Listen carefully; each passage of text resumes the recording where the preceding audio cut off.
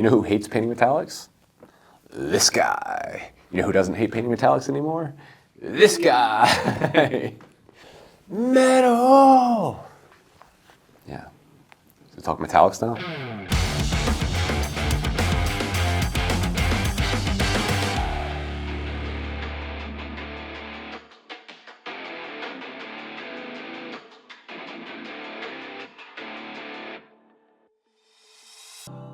The metallics is a story in itself. It is. Right. And it follows some of the same trends of the acrylics, really. That the fact that we actually had a great metallic range, but how do you make something that's really good, the best you can make? Again, it's technology. It always comes down to that.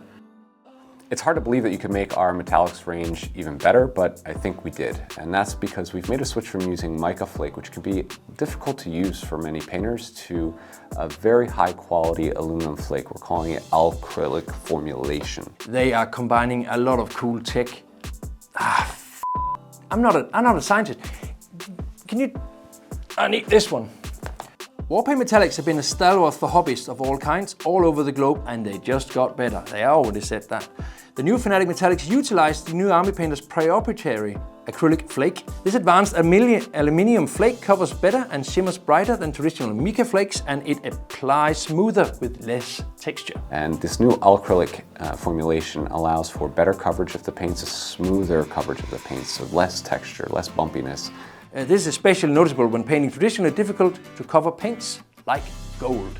It's basically, to say it as it is, we've changed the flakes out, making it a lot better, a lot smoother, a lot better covering. What more can you wish for metallics?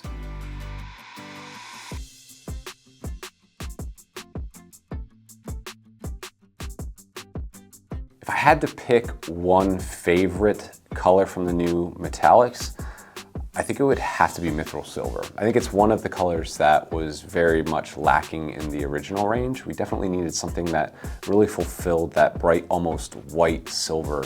And the reason why I like it is it's great for mixing to lighten any of the other metallics, but it's also really good for highlighting metallics and using it as that final edge highlight on gold, brass, or even coppers, and definitely those grayer tone metallics. So it's definitely going to be one you will want to include in your hobby arsenal.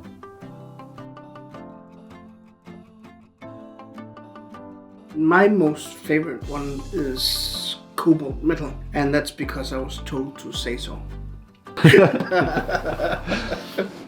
My favorite is the new cobalt metal. I love the bluish tint to the metal color, and it will allow you to get this noble steel feel to it, especially with a combination of the new washes that we are releasing.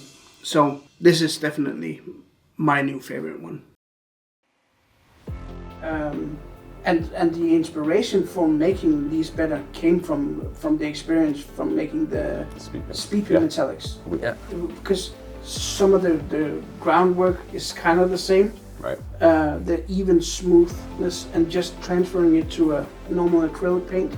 You couldn't use a standard resin base for that. No. If you did that, it would just all be sort of a washy-washy. It wouldn't look good. You wouldn't have the same coverage. Separated, yeah, and that's exactly it. And again, with the stabilizer binding everything. Better flowing base can carry the metal pigments now that they're smaller, so you don't have that thick, gooey medium holding the metal pigments now. And obscuring details as well. Yeah. I found that sometimes. Yeah. The metallics have really gone up.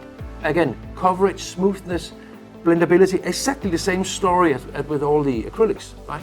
And I find that highly satisfactory. Absolutely.